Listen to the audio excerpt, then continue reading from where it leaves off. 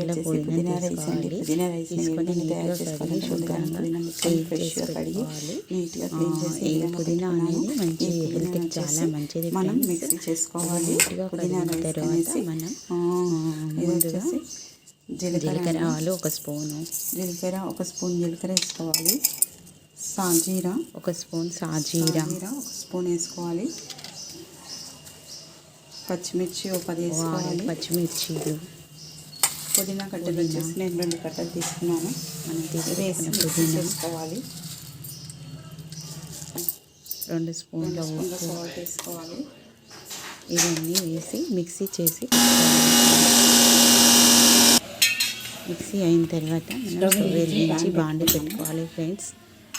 బాండి కొంచెం హీట్ అయిన తర్వాత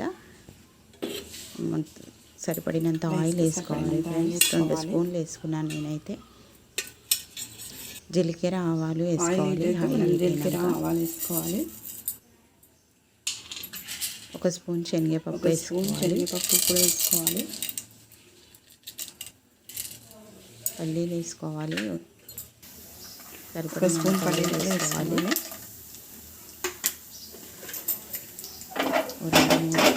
ఎండుమిర్చీలు వేసుకోవాలి ఫ్రెండ్స్. 5 ఒట్టిమిర్చి వేసుకోవాలి తాలింపులకి.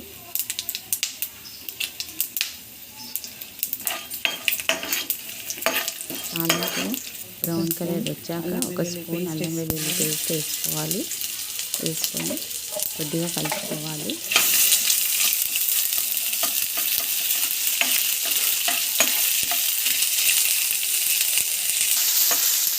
కలిపిన తర్వాత మనం మిక్సీ చేసి పెట్టుకున్న పుదీనా పేస్ట్ని ఇందులో వేసుకోవాలి. ఇదంతా పచ్చి వాసన పోయే వరకు కొంచెం సేపు వేగించాలి. టేస్టీగా ఉంటుంది. రైస్ అనేది హెల్త్కి చాలా మంచిది ఫ్రెండ్స్. అప్పటికప్పుడు మనం రెడీ చేసుకోవచ్చు ఫ్రెండ్స్. ఇది మసాలా కూరకని మిరియాలు, ధనియాలు, సాజీరా, దాల్చిన చెక్క, ఇలాచీ, లవంగం తీసుకోవాలి ఫ్రెండ్స్. స్పైసీ కానీ మిరియాలు వేసుకోవాలి ఫ్రెండ్స్. ఒక ధనియా మనం తయారు చేసుకున్న పౌడర్ని ఇందులో వేసి కొద్దిసేపు కలపాలి. పుదీనా పచ్చివాసన పోయే వరకు ఇదంతా మంచిగా ఉడకనివ్వాలి. పేస్ట్ అంతా ఇలా దగ్గరికి రావాలి. రైస్కి కలుపుతూ ఉండాలి ఫ్రెండ్స్. ఇది పుదీనా పచ్చివాసన కూడా కొంచెం దగ్గరికి వస్తాయి ఫ్రెండ్స్. కూరంతా ఇట్లా దగ్గరికి వచ్చినాక పేస్ట్ అంతా దగ్గరికి వస్తుంది ఫ్రెండ్స్. ఒక కప్ రైస్ అన్నది ఇందులో కప్ అన్నం తీసుకొని మనం తయారు చేసుకున్న పుదీనా మిశ్రమంలో అన్నం వేసి బాగా మిక్స్ చేయాలి ఫ్రెండ్స్. కలుపుకోవాలి రైస్ కూడా.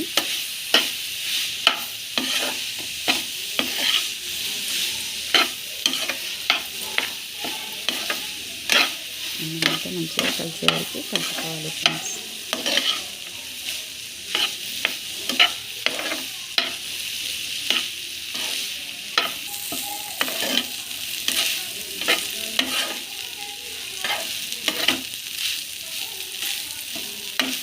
ఇది అంతా మంచిగా కలిసే వరకు కలిపినాక కొద్దిసేపు హీట్ కావాలి రైస్ అనేది కూడా.